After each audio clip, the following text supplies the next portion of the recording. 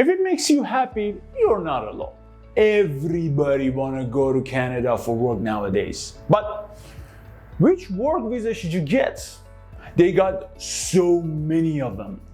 Which one is the best? What is the cost? How much does it take? Oh my God, I'm getting a headache.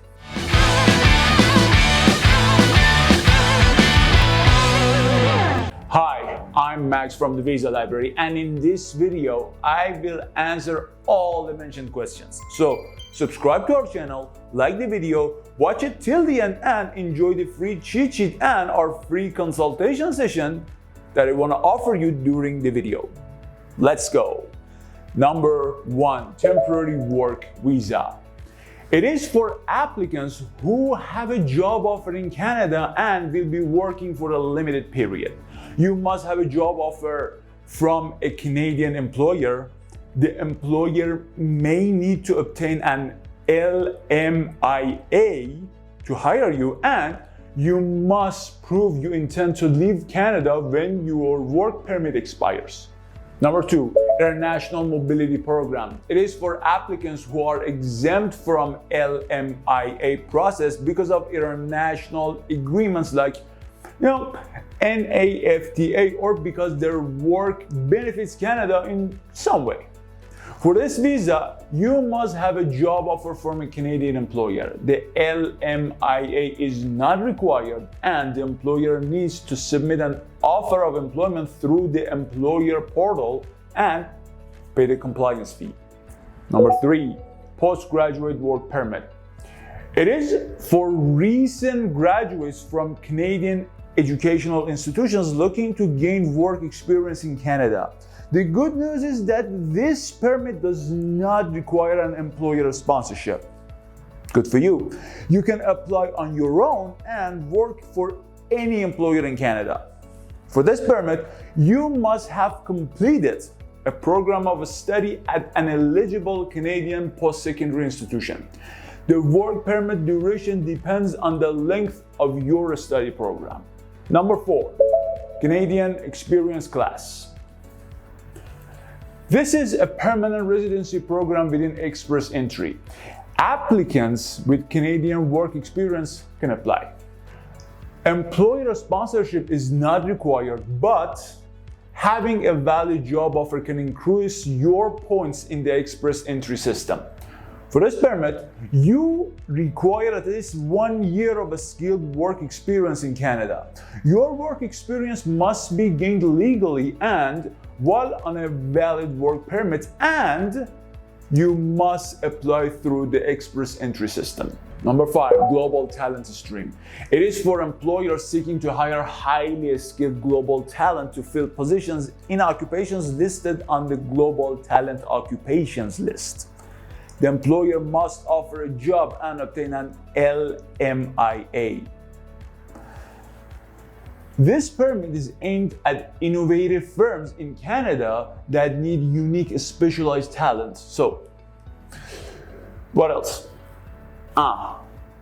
Employers need to work with Employment and Social Development Canada, or ESDC, and the process is usually faster, about 2 weeks. Number 6, Seasonal Agricultural Worker Program. It is for foreign workers coming to Canada to work in agriculture on a seasonal basis. Employment is only in specific agricultural sectors that require seasonal labor. Again, you need a Canadian employer to sponsor you. Workers must be from Mexico or participating Caribbean countries. Most importantly, the work period should not exceed 8 months between January 1st and December 15th. Really important. Number 7, Live-in Caregiver Program. It is for individuals coming to Canada to provide care for children, elderly persons, or people with disabilities in private homes.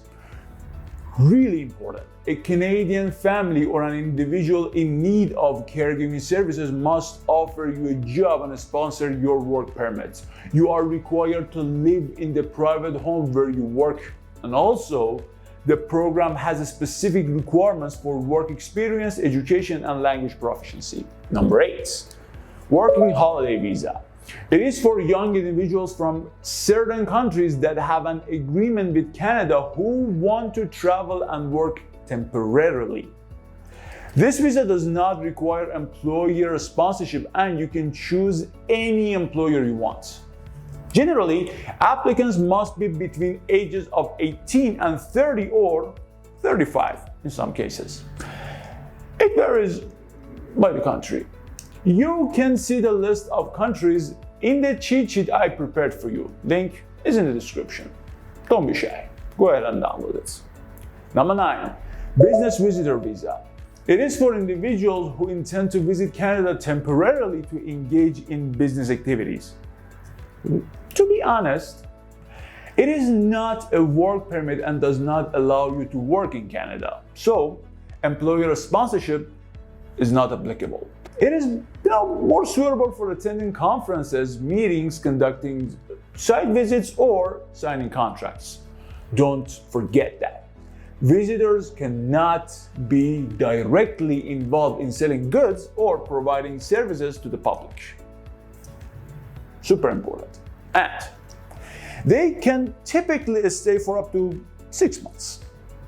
Number 10, Intra-Company Transfer.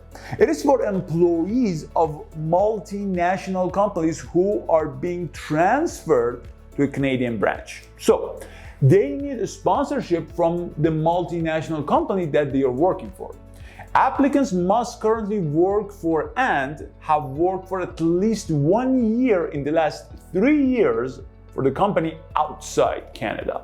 By the way, you can't do it for any job you want. The employee must be transferred to a position in executive or management level or a job involving specialized knowledge. Number 11, bridging open work permit. It is for individuals who are already in Canada and have applied for permanent residence, but their current work permit is about to expire. This permit does not require employer sponsorship. Good for you. The applicant must be a principal applicant under certain economic immigration programs. Fortunately, this is an open work permit and you can work for any employer in Canada while your permanent residence application is being processed. Now, I wrote about the processing time and the cost of all of those visas in my cheat sheet. Make sure you download it. Where's the link? In the description. Now, which Canadian work visa is the best? If I were to choose the best, now gun to the head, I would say the Express Entry System under the Canadian Experience Class or CEC. Why, you might ask? It is the favorite due to its direct path to permanent residency. This program allows for flexible employment across Canada and has a point-based system that benefits those familiar with the Canadian workforce. Additionally, it includes a wide range of skilled workers and has a relatively faster processing time. Next question, which Canadian work visa is the fastest? It is typically the Global Talent System or GTS. It is part of the Temporary Foreign Worker Program or TFWP. It takes typically 2 weeks or about 10 business days to process. This rapid processing time applies to both the work permit application and the Labor Market Impact Assessment or LMIA. Okay, next question. Which Canadian work visa is the cheapest? Don't worry, I got you. The Working Holiday Visa under the International Experience Canada or IEC program is typically a cost-effective option. The participation fee is about 156 Canadian dollars. The open work permit holder fee is $100. Canadian dollars, I mean. The biometrics fee is about 85 Canadian dollars per person, and in total, approximately $341. And there you go. Now you can choose the best visa based on your situation. If you found this video helpful, like, subscribe, and look at the description to find the link for my free cheat sheet and our free consultation session. And you can also find the links for our social media accounts. Thank you all for watching.